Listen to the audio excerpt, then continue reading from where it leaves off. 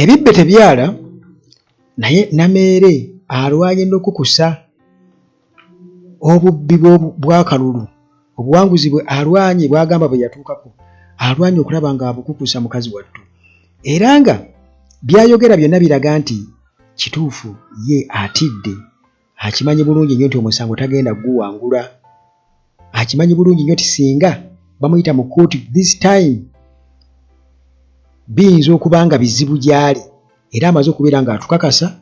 nti oba oli awo balinawo pulaani etuuza Nalubowa bamuwe ku ssente ndowooza bagezaako bakyagaana kubanga kati tekiyinza kuba nga kituufu n'avaayo n'ayogera bino tunagenda mu musango wuliriza byayogera kutya kwereere nga 3 March nali ne mukyala Nalubowa mu State House ewa president nze namutwala era president amanyi lwaki abampa appointments omutwalira abantu bamanyi nti bwe batyo bwe bali bwe twatuukayo mukyala Nalubowa mu kwogera ebingi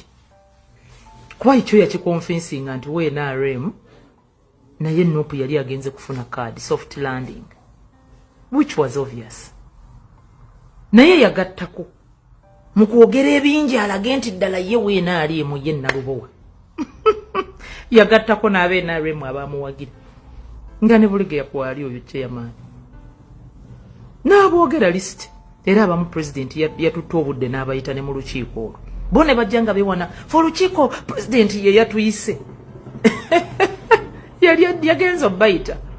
kubanga Nalubowa yali yamubuulira nti abo tebawagira flag bearer awo nti bawagira ye Nalubowa omusajja yabagambye 3 times nzize nga mbega ng'omutwe gwe guba gukola bulungi buli kyofulumya mu kamwa osooka kisengejja naye era ne mwogera byonna bye mwabadde mwagala annange Katonda bw'akuwa kye bayita okwekaza mu butuufu oba weekaza naye mukazi wattu Nameere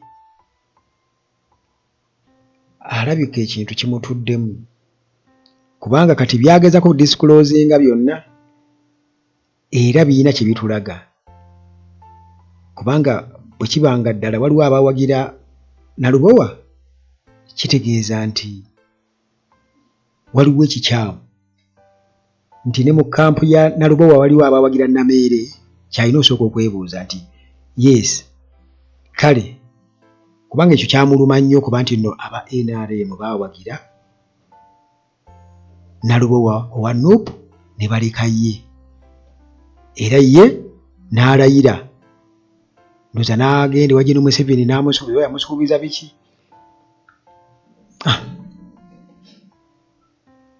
Museveni n'amusuubiza omuyiirawo omubiri kaakati ebintu nga bimaze okubeera nga biraga nti ddala bano baleka banookinze dead end essaawa yonna bava ku main kati olwo atwala obudde okumatiza General Public kubanga lwaki obeera ne Nalubowa nti omutwale wa Museveni ate nga Nalubowa okimanyi bulungi wamuwangula mwalaali ng'era kkooti egenda kulaba obujulizi ebeesinge ku obwo bwe mulina bakakase nti Nalubowa baamuwangula kati lwaki ate otulaga nti nno secretary omukukusiza omutute wa Museveni kitegeeza kwetaasa kakati bwe kiba nti ekyo yaavaayo n'akyogera bw'atyo mu context mwakyogereramu era kiraga nti ayogera bulimba wabula nti ayagala okunafuya nga bw'olaba bwe batugamba nti Kyagulanyi muntu wa Museveni era oli ayinza n'okuvayo n'akakasa nga bw'akimanyi nti Kyagulanyi asisinkana Museveni ne boogera nga Gashumba bwe yatulimbye nti Kyagulanyi baamuwa biliyoni 5 yagamba miliyoni 5 miliyoni 10 yayogedde ku miliyoni 10 eza $. Mbuze baamuwadde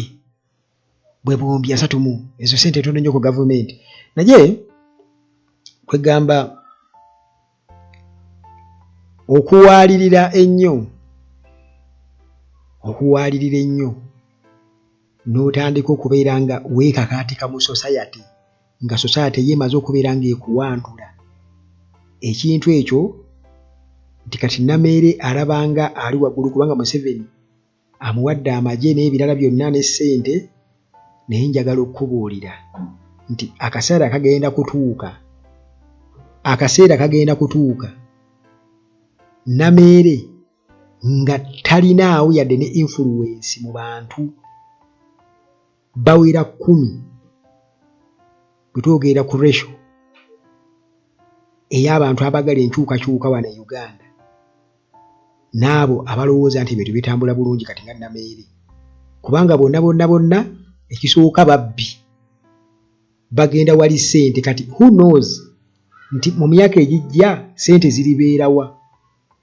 wajja kubulawo omuntu agaba ssente kuba Kyagulanyi tagenda kubawa ssente. Kati mugenda kubulira ddala mubeera awo kubanga tewaliwo mugenda kubanga mubba. Kyagulanyi tagaba ssente, olina kukola ku lulwo maanyi go ofune nga bannayuganda abalala bonna bwe tulafuubana. Kakati bano balaba ne bu TV radio stations bonna bajja kubuggalawo, ne bu business bwe balina obwo butonotono bajja kubuggala, ebizimbe bye bazimbye bajja kubitunda kubanga tebasobola kumanaginga cash.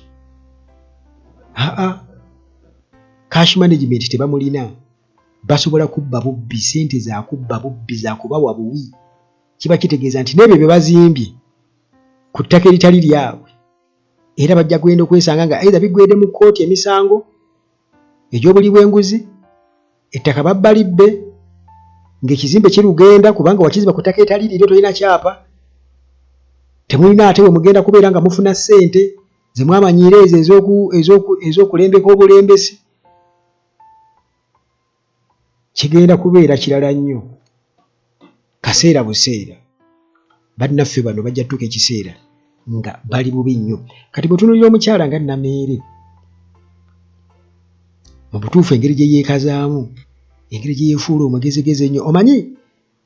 ng'omuntu yasomye obwalooya oba yasomye amateeka nga mubbi gubula asala. Omuntu nga mubbi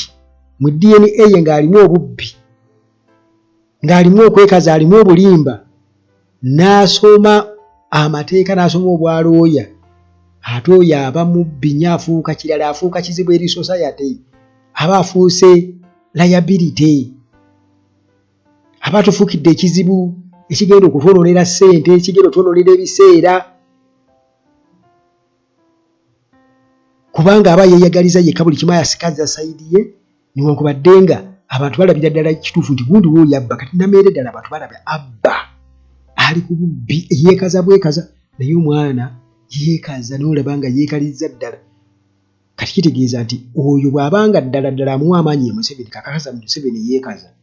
wekakasa nti ate saabeekazi ye Museveni, ate ye Museveni yeekaza kubanga abbye akalulu okumala ebbanga eriwerera ddala, naye nga essaawa yakakati akulaga ng'eyawangulira ddala, ng'ebituufu ebyasomwa bwe biri ebituufu, naye ensi yonna ekirungi yagaana obbikakasa era bakimanyi bulungi nnyo nti akalulu yabba kabbe, ebibbe tebyala. Luliba olwo.